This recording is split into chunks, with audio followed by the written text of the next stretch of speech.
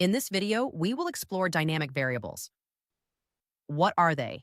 How to use them inside of requests and scripts, and how arguments help generate more precise test data.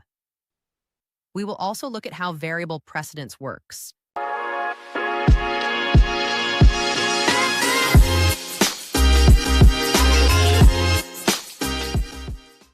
Dynamic variables are built-in values that are generated automatically when a request runs. They are useful when test data need to change every time, such as timestamps, UUIDs, names, emails, prices, or dates.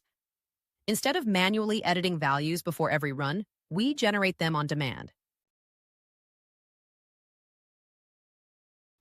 You can use dynamic variable using prefix $.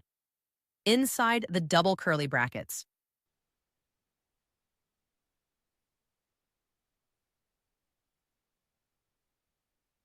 Now, let's see the response.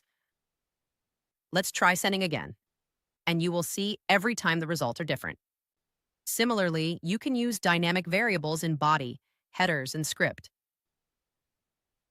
You can also create precise data by using arguments.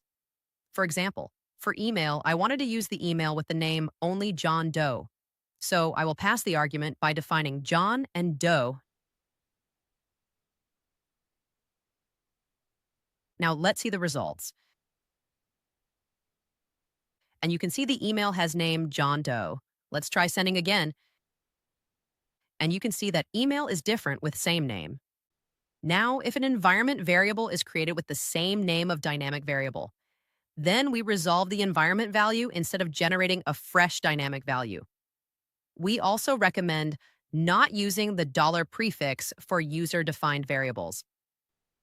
And that's it. Thanks for watching, and we will see you in the next video.